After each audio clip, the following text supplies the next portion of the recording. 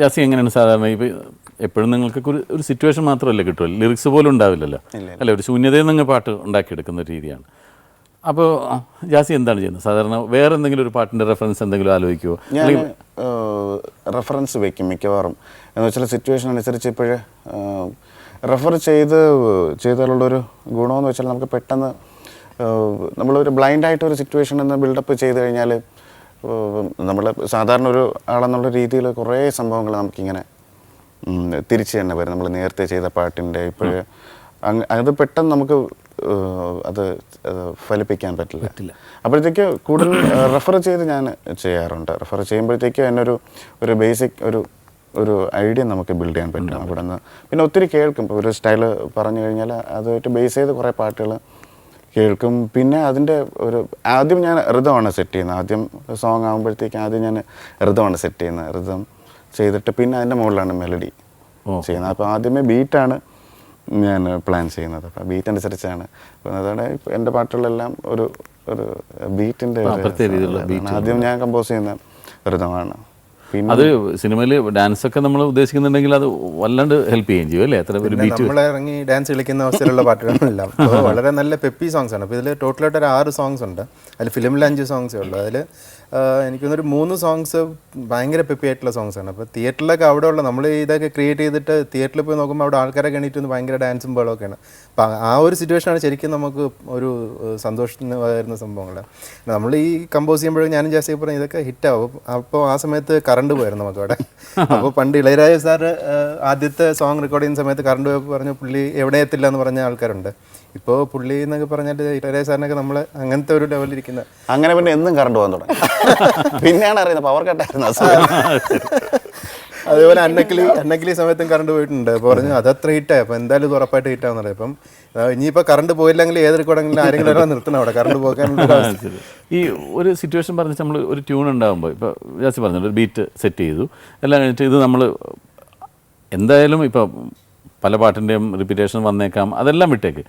ആ ഒരു സിറ്റുവേഷൻ ജാസിയുടെ മനസ്സിൽ കയറിയിട്ട് ജാസി മനസ്സിൽ കാണുന്ന ട്യൂണായിരിക്കുമല്ലോ അത് പെട്ടെന്നൊരു ഡയറക്ടർ പറയണത് ശരിയാവുന്നില്ല, അത് മാറ്റണം എന്ന് പറയുമ്പോൾ എന്ത് തോന്നും? അപ്പോൾ അത് ഞാൻ കഴിവതും ഒരു കടുംപിടുത്തമായിട്ട് ഞാനങ്ങനെ പിടിക്കാറില്ല. എൻ്റെ മ്യൂസിക് നിങ്ങൾ എന്താ ചേട്ടൻ അങ്ങനെ പറയുന്നില്ല. പലരും സജഷൻസ് പറയുമ്പോഴത്തേക്ക് നമ്മൾ കൂടുതൽ നമ്മുടെ മ്യൂസിക്കിൽ തന്നെ നിന്ന് കഴിഞ്ഞാൽ ഒന്നാമത്തെ കാര്യം അങ്ങോട്ട് ഇത് പോകാൻ പറ്റില്ല. വേണ്ടാന്ന് പറഞ്ഞു കഴിഞ്ഞാൽ അപ്പോഴങ്ങ് നമ്മൾ മാറ്റിയിട്ട് പുതിയൊരു സംഭവം ചെയ്യുന്നതായിരിക്കും. അല്ലാതെ അതിനകത്ത് കിടന്ന് കറങ്ങിയാൽ വീണ്ടും നമുക്ക് ഒത്തിരി വീണ്ടും ചെയ്യേണ്ടി വരും. അതിനെക്കാട്ടിൽ ഒരു ഇത് അല്ലെങ്കിൽ പെട്ടെന്ന് അടുത്തതിലോട്ട് പോകുന്നതായിരിക്കും എൻ്റെ ഒരു എന്തായാലും അത് ആപ്റ്റ് ആണെങ്കിൽ അതെ. കാര്യം ഒരു ഡയറക്ടറിൻ്റെ മൈൻഡാണ് സിനിമയുടെ ഫുള്ളെന്ന് വെച്ചാൽ ഡയറക്ടറുടെ ഒരു ഇതാണ്. പിന്നെ ചില പാട്ടുകൾ നമുക്ക് തോന്നും നമുക്ക് വന്നാലും നല്ലതായിരിക്കും എന്ന് തോന്നി അങ്ങനെ മാറ്റിയിട്ടുള്ള സിറ്റുവേഷൻസ് ഇല്ല. അപ്പം ഞാൻ ഡയറക്ടറുടെ ഒരു ആവശ്യപ്രകാരം ചെയ്യണമെന്നുള്ളതാണ് എൻ്റെ ഒരു ആഗ്രഹം. ഇനി നമുക്ക് ഇതിനകത്ത് സിംഗേഴ്സിനെ പറ്റി പറയാം. എല്ലാം മലയാളി കുട്ടികളാണ് അല്ലേ? ഒരുപാടും അല്ലെ കൂടുതലും ഓൾമോസ്റ്റ് മലയാളികൾ തന്നെ പറയാം. എല്ലാം മലയാളീസാണ്. പിന്നെ ശാലിനി സിംഗ് മാത്രമുണ്ട് മലയാളി. പിന്നെ എല്ലാം പുതിയ വോയിസാണ് കൂടുതൽ യൂസ് ചെയ്തിരിക്കുന്ന കാര്യം. ഇതിലൊരു ഗ്രൂപ്പ് എഫക്റ്റ് ഉണ്ട്. അപ്പോൾ എല്ലാം ഇതിൽ അഭിനയിക്കുന്നവരും ഏതാണ്ട് എല്ലാവരും പുതിയതല്ലേ ഫിലിമിന് എല്ലാവരും. അതുപോലെ തന്നെ ഇതിൽ യൂസ് ചെയ്തിരിക്കുന്ന ടോൺ എല്ലാം ഫ്രഷ് ആയിട്ടുള്ള ടോൺ വേണമെന്ന് ആദ്യമേ ചേട്ടൻ പറഞ്ഞായിരുന്നു. അപ്പോൾ അതനുസരിച്ച് ഞാനും നമ്മുടെ ഇവിടെ തന്നെ നമ്മുടെ അപ്കമിങ് ആയിട്ടുള്ള കുറേ ടോൺ യൂസ് ചെയ്തിട്ടുണ്ട്. നമ്മുടെ ഷാൻ സൈനോര പാടിയിട്ടുണ്ട്. അതുപോലെ പുതിയ ആൾക്കാരിൽ നജീം, അരുൺ ഗോപൻ, തുഷാർ, ഹിഷാം എല്ലാവരും ഹാപ്പിയായി. അതിൽ നമുക്ക് പ്രത്യേകിച്ചും സംഭവിച്ചെന്ന് പറഞ്ഞാൽ ഇതെല്ലാം യങ്സ്റ്റേഴ്സാണ്. ഇതിലുള്ള ക്യാരക്ടേഴ്സും എല്ലാം യങ്സ്റ്റേഴ്സാണ്. അപ്പോൾ അവർക്കെല്ലാം ഈ ക്യാരക്ടേഴ്സിനെ ആർക്കും അറിയില്ല, ഈ ആർട്ടിസ്റ്റുകളെയും ക്യാരക്ടേഴ്സിനെ ആർക്കും അറിയില്ല. അപ്പോൾ അവർക്ക് ഇവരുടെ വോയിസ് വളരെ യോജിച്ച വോയിസ് ആയിരുന്നു ഇങ്ങനെയുള്ള ഈ യങ്സ്റ്റേഴ്സിൻ്റെ. അപ്പോൾ അങ്ങനെ ഒരു സിറ്റുവേഷൻ ഉള്ളതുകൊണ്ട് നമുക്ക് അങ്ങനെ ഒരു ചാൻസ് കൊടുക്കാൻ പറ്റിയെന്നുള്ളൂ.